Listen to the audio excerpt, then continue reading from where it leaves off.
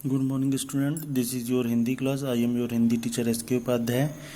5 June के lecture में आप लोगों ने क्षितिज गद्यखंड चैप्टर 2 लहासा की ओर के 2 प्रश्नों का उत्तर आप लोगों ने किया। आज हम लोग उसी चैप्टर के आगे के प्रश्नों का उत्तर करेंगे।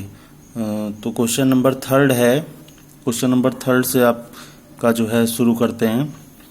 क्वेश्चन नंबर 3 है, लेखक लड़कोर के मार्ग में अपने साथियों से किस कारण पिछड़ गया।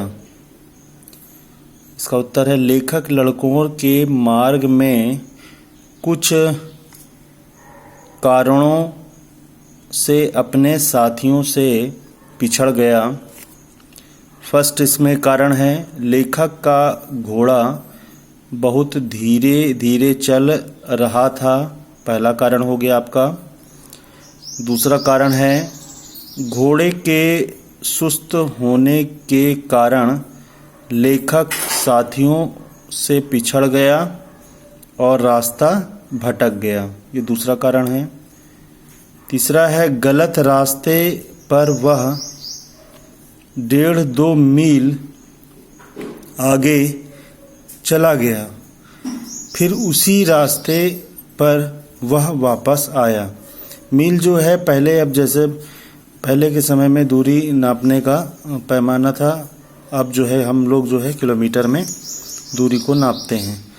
क्वेश्चन नंबर 4 है, लेखक ने सेकर बिहार में सुमति को उनके यजमानों के पास जाने से रोका, परंतु दूसरी बार रोकने का प्रयास क्यों नहीं किया।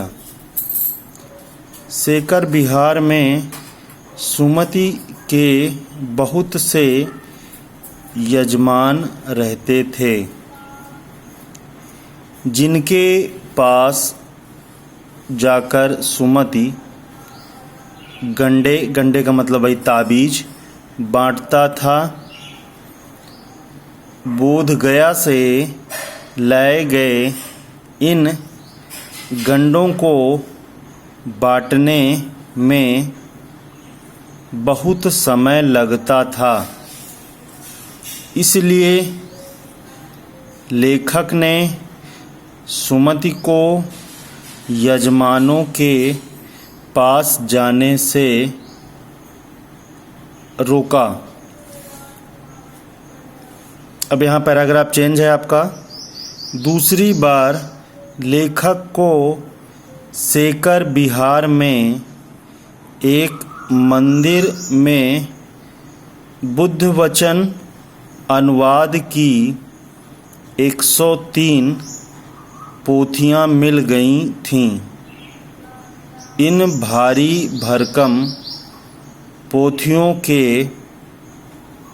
अध्ययन में समय की आवश्यकता थी, इसलिए उसने दूसरी बार सुमति को रोकने का प्रयास नहीं किया। क्वेश्चन नंबर 5 है। प्रश्न नंबर 5, अपनी यात्रा के दौरान लेखक को किन कठिनाइयों का सामना करना पड़ा। ये प्रश्न है आपका, इसके उत्तर को जान लीजिए। अपनी यात्रा के दौरान लेखक को निम्नलिखित कठिनाइयों का सामना करना पड़ा। फर्स्ट पॉइंट, लेखक को तेज धूप में ऊंचे नीचे पहाड़ों से यात्रा करना पड़ा। दूसरा पॉइंट है, उस यात्रा में डाकुओं का भय हमेशा बना रहा। लेखक का घोड़ा सुस्त था, इसलिए वह अपने साथियों से पिछड़ गया। अगला जो है इसका पॉइंट है, लौटते समय लेखक को अपना सामान पीठ पर लाद कर लाना पड़ा। नेक्स्ट पॉइंट, तिब्बत की पहली यात्रा लेखक, ये लेखन हो गया है, लेखक ने भिखमंगे के वेश में की। क्वेश्चन नंबर 6 है आपका, अपनी यात्रा वृतांत के आधार पर बताइए कि उस समय का तिब्बती समाज कैसा था। उत्तर है, उस समय का तिब्बती समाज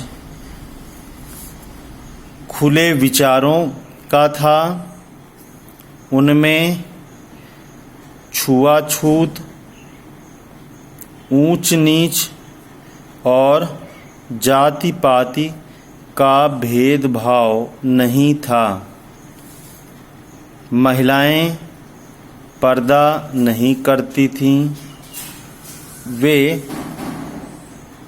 अपरिचितों को भी चाय बनाकर दे दिया करती थीं।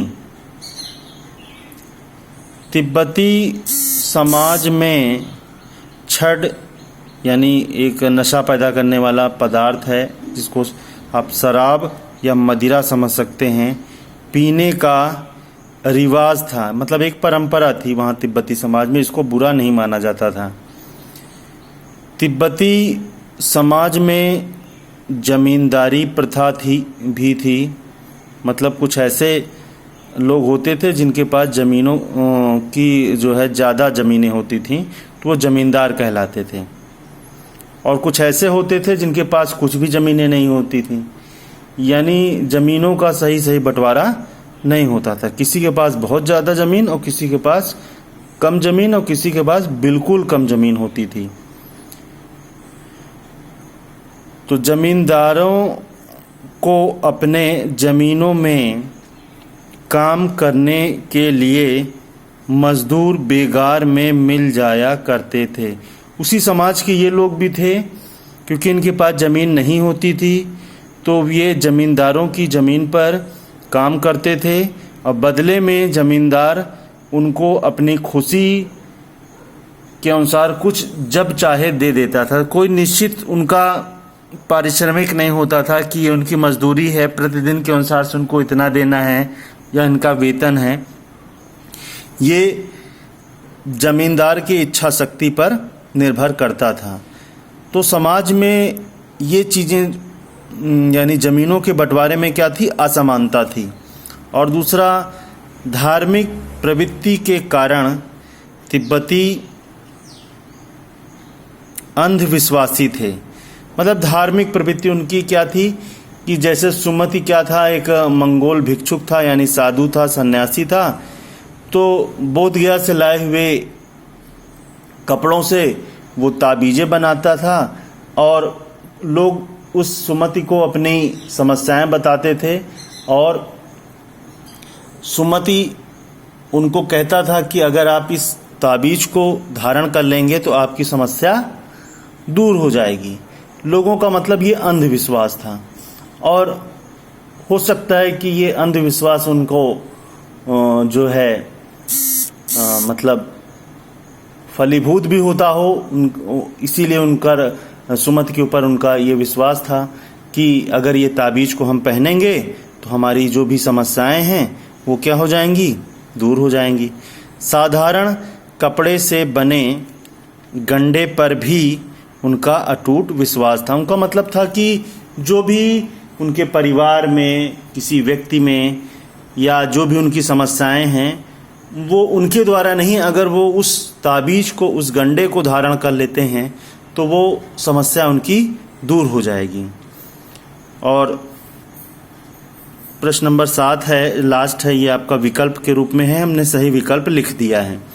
तो आपको सही विकल्प से ही मतलब है, गलत विकल्प से आपको कोई मतलब नहीं है। इसमें है कि मैं अब पुस्तकों के भीतर था, ये लेखक अपने विषय में कह रहा था। पुस्तकों के भीतर होने का मतलब कि पुस्तक के अंदर सामान, ये एक तरीके से भाव है। ये लेखक कह रहा है कि मतलब वो उसका ध्यान इतना अंदर हो गया कि वो जब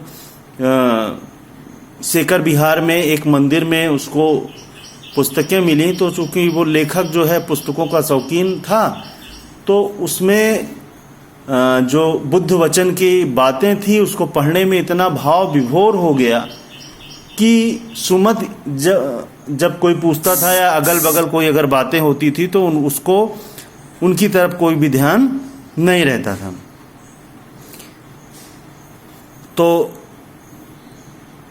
मैं अब पुस्तकों के भीतर था, नीचे दिए गए विकल्पों में से कौन सा इस वाक्य का अर्थ बतलाता है? उत्तर है लेखक पुस्तकें पढ़ने में रम गया। रम का मतलब एक तरीके से पूरी तरीके से डूब गया। ये आपके चैप्टर 2 लहासा की ओर के 7 प्रश्नों के उत्तर आपको हो गए। इसका आज मैं पीडीएफ के रूप में भी दे दूंगा और आज पीडीएफ के रूप में भी आपको दे दूंगा। तो उस पीडीएफ के रूप में आप अपने फेयर कॉपी में कर लेंगे। अच्छा, आज का जो मैंने बताया था कि अगर जो भी लेक्चर होगा उसमें पढ़ाया जाएगा, उसमें आपको होमवर्क भी दिया जाएगा। तो एक होमवर्क की कॉपी भी हमने डेट वाइज बनाने के लिए कहा था। तो 11 जून का आपका जो होमवर्क होगा उसमें क्वेश्चन नंबर आपको जो है आपको करना है, question number 3rd 4th 2 question को आपको होमवर्क की कॉपी में करना है। बाकी आपको वही फेयर कॉपी में यानी गद्य वाले में आपको सारे क्वेश्चनों को उसी सीरियल में करना है। और आपके 2 चैप्टर इसमें हो गए गद्य खंड में। एक आपका हो गया एक आपका चैप्टर हो गया इसमें पहला चैप्टर जो है 2 बैलों की कथा, और दूसरा चैप्टर है लहासा की ओर। और काव्यखंड में भी आपके एक हो गया आपका 2 चैप्टर्स हो चुके हैं। तो आप लोग फेयर कॉपी में उसको डेली अब जो है अपडेट करते रहेंगे ताकि आपको कोई दिक्कत उसमें ना हो। और जो भी आपको क्लास वर्क कराए जा रहे हैं या होमवर्क कराए जा रहे हैं उसको भी सीरियसली आपको करना है, ताकि जब भी आपका स्कूल फॉर्मल वे में सही तरीके से खुलता है तो आपको अपने पेंडिंग काम को ना करना हो। जहाँ से आपका शुरू हो वहीं से आपका स्टार्ट हो, मतलब वहीं से आप शुरू हो। ऐसा नहीं कि अभी हमारा बहुत सा वर्क जो है पेंडिंग है। तो जो भी सब्जेक्ट टीचर पढ़ा रहे हैं उसके अकॉर्डिंग आप अपनी कॉपी बनाते रहिए ताकि कोई आपको दिक्कत ना हो। Thank you student for watching my video.